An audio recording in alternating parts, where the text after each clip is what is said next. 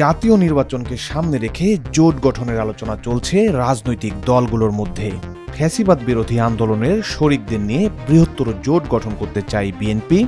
ইসলামী দলগুলোকে এক ছাতার নিচে আনতে চায় জামায়াত ইসলামী। আর সমমনা দলগুলোকে নিয়ে তৃতীয় বৃহৎ জোটের দিকে যাওয়ার ইঙ্গিত দিয়েছে জাতীয় নাগরিক পার্টি এনসিপি। তবে জোট গঠনের এই হিসাব নিকাশকে জটিল করে তুলেছে সদ্য উপদেষ্টা পরিষদে পাশ হওয়া গণপ্রতিনিধিত্ব আদেশ 2025। কেননা এতে বলা হয়েছে জোটভুক্ত হলেও দলগুলোকে নিজ নিজ প্রতীকে নির্বাচন করতে হবে। প্রাথমিকভাবে বলা যেতে পারে যে এটা উপদেষ্টা পরিষদের থেকে যেটা অনুমোদিত হয়ে গেছে, এটা আইন মন্ত্রণালয়ের কাছে প্রাথমিকভাবে আছে। এখন বাকিটা কমিশন চিন্তা করবেন যে এটা কি করা যেতে পারে। যেটা প্রাধান্য দেওয়া হয়েছে, যেটা নির্দ্বিধায় গ্রহণযোগ্য, সামান্য সংযোজন বিয়োজন করে গ্রহণযোগ্য, আর কমিশন স্বীয় বিবেচনায় যেটা মনে করেছে যে এটা হওয়া উচিত, এই তিনটা মিলিত আলোচনা করে নিয়েই কমিশন প্রস্তাবনাটা তৈরি করেছে এবং সেটা আইন মন্ত্রণালয়ের মাধ্যমে উপদেষ্টা পরিষদে উপস্থাপিত হলে মাননীয় উপদেষ্টা পরিষদ সেটা সম্মত হয়েছেন বা ভেটিং মানে সম্মতি দিয়েছেন। এইটাই হচ্ছে প্রেক্ষাপট। এখন আপনি যদি স্পেসিফিক করে জিজ্ঞেস করেন কোনটাতে কতটুকু, that weed tax my memory. নতুন গণপ্রতিনিধিত্ব আদেশের এই ধারার আপত্তি জানিয়ে নির্বাচন কমিশনকে চিঠি দিয়েছে বিএনপি।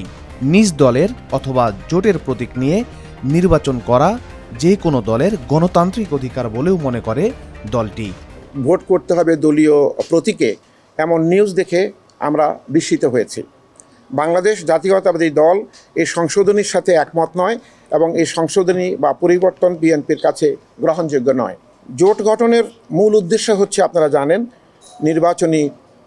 নির্বাচনে জয়ী হওয়া। সে লক্ষ্যে জোটবদ্ধ রাজনৈতিক দলগুলোর নিজেদের পছন্দ অনুযায়ী প্রতীক বরাদ্দ চাওয়ার অধিকার রয়েছে এবং এ যাবৎ এই প্রক্রিয়াতেই জোটবদ্ধ দলগুলোর চাহিদা অনুসারেই প্রতীক বরাদ্দ দেওয়া হয়েছে এবং এতে কোনো সমস্যার সৃষ্টি হয়নি। এই বহুল প্রচলিত প্রক্রিয়া এবং পদ্ধতি পরিবর্তনের কোনো প্রয়োজনীয়তা কেন দেখা দিয়েছে তা আমাদের কাছে বোধগম্য নয়। নিজ প্রতীকে নির্বাচন হলে ঝুঁকির মধ্যে পড়বে ছোট দলগুলো, যার প্রভাব বেশ ভালোই পড়বে বিএনপি জোটে। তবে জামায়াতে ইসলামের নেতৃত্বাধীন জোট এর থেকে বরং সুবিধা পাবে বলে মনে করেন রাজনৈতিক বিশ্লেষকরা। তবে তুলনামূলকভাবে জামাত লাভবান হইতে পারে যদি তাদের সাথে কেউ অ্যালায়েন্স করে ছোট দলগুলো। কারণ কিন্তু জামাতের একটা সুবিধা হলো যে তারা তাদের যে নেতা, তাদের নেতার সমান সমর্থকরা পর্যন্ত শোনে বা তাদের কথা শোনে। হ্যাঁ, এটা যে একেবারে বিএনপি ক্ষেত্রে শুনবেন না এরকম আমি গ্যারান্টি দিয়ে বলতে পারছি। হয়তো তারিখ দিয়ে আসলে পরিস্থিতি উন্নতি হতে পারে, তবে রেসপেক্টিভলি অপেক্ষাকৃতভাবে জামাতে লাভবান হওয়ার সম্ভাবনা।